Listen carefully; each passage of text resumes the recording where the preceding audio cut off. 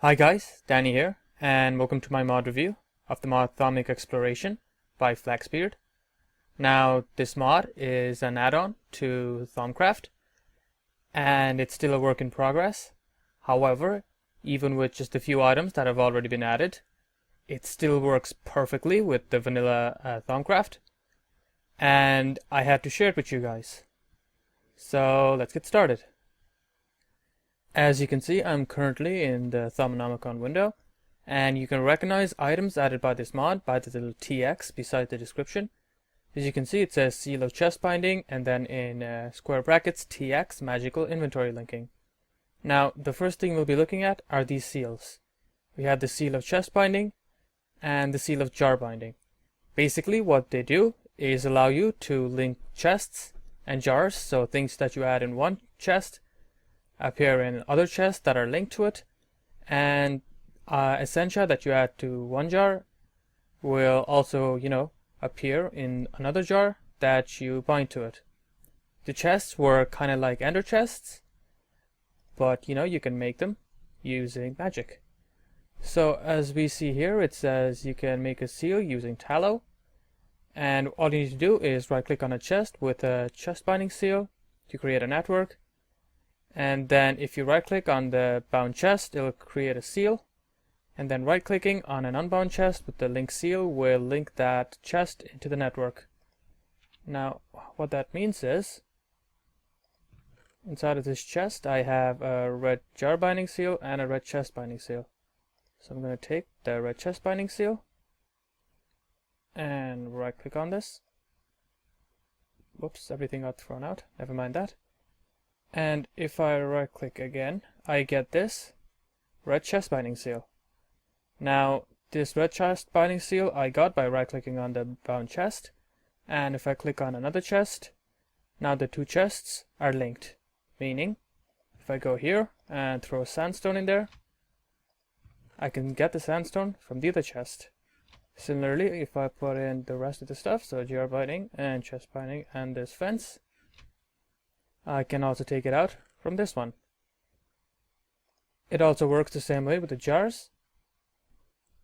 So if I right click this water jar, like so, right click again to get a binding seal, and then right click on this other water jar, we can see that the two jars are now linked. Don't mind the fact that the item doesn't get used up in my hand. I'm currently in creative, so it doesn't. And if I take the essentia I have here, put it in one, we can see that it also appears in the other. So yeah, those are the binding seals. And next we have the Crucible of Souls. With the Crucible of Souls, you are able to sacrifice living creatures in exchange for different essentia. As it says here, the essentia is only taken out with the final blow, and you don't get the normal loot with mobs killed in this way. And that it also has a very high probability of converting some of the essentia into flux or breaking it down into its component parts. So you can see the recipe here, and here is the item.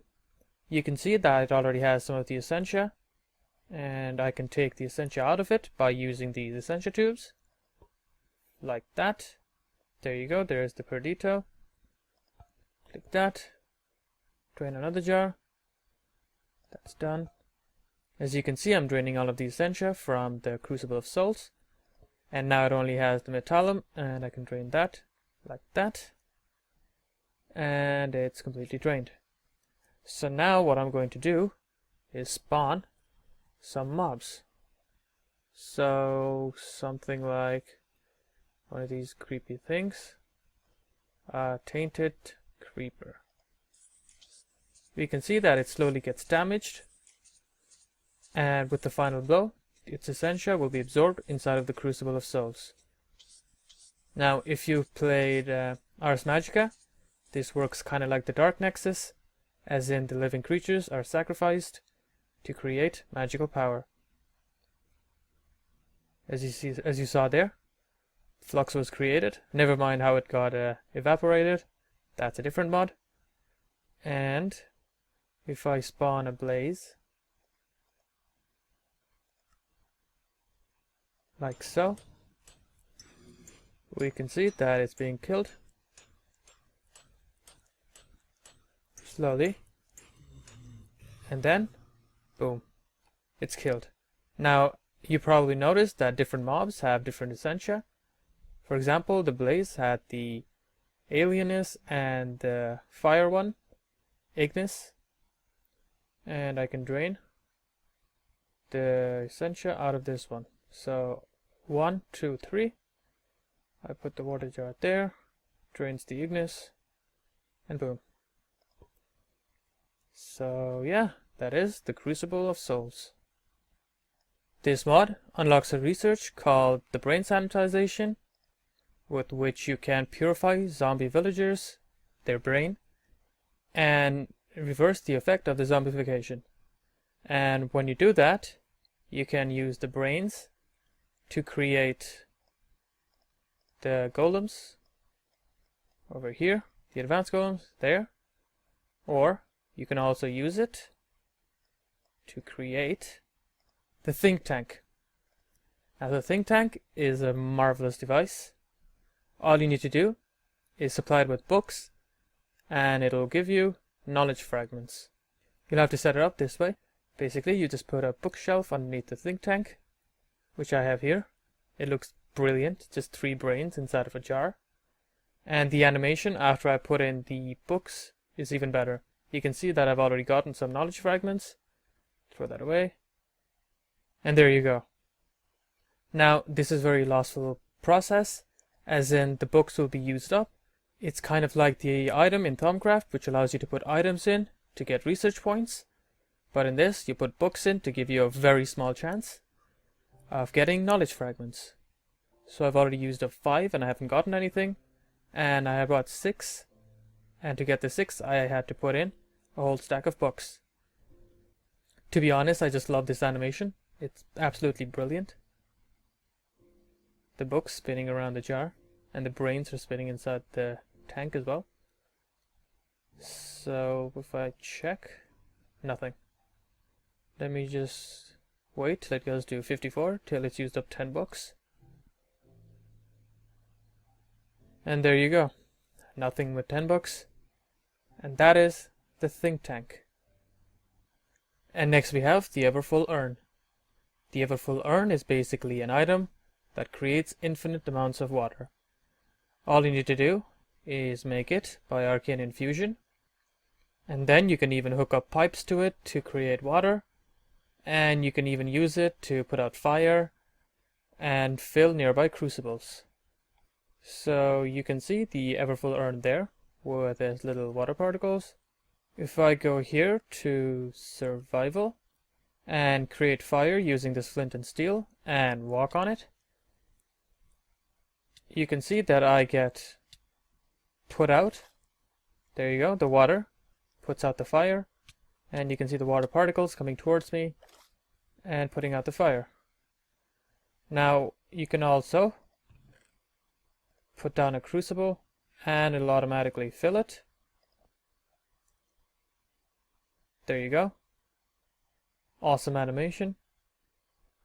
Or alternatively, you can also take some pipes.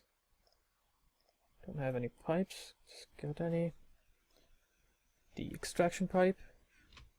You can put it on top of the urn, like so. Hook a redstone engine to it. Give it a redstone signal. And we should see it fill up with water. And there you go. Alternatively, you can also use pipes from thermal expansion. And yeah, that is the Overflow Urn. And next we have the one that is added by this mod, the Amber 1 core. The Amber 1 core is very unique in that it can only hold 10 V of each type. However, when the amount of V is below 50%, it will replenish itself with 3 times the speed of the other ones that can regenerate. So in here I should have the wand. There you go, I have 2 Thaumic caps, the amber rod, and if I put the wand in like so, I can take the amber wand out. The amber wand has 1 V each. So if I go over here and fill up, we can see that I can store 10V each. And if that was used up below 50%, it would regenerate. So yeah, that is the Ember Wand. This mod also has a very small and useful recipe, flesh purification, with which you can convert rotten flesh into leather. And that is it for all of the different items added by this mod. They weren't a lot, but that is because this mod is less than 2 weeks old. But it's still so brilliant that I had to share it with you guys. The mod author is actually taking suggestions, so if you had any ideas for Thaumcraft based items, please go to the forums and suggest the idea to him. And yeah, that's the mod. If you liked the video, please leave a like or subscribe for more Minecraft videos. Thanks for watching, guys.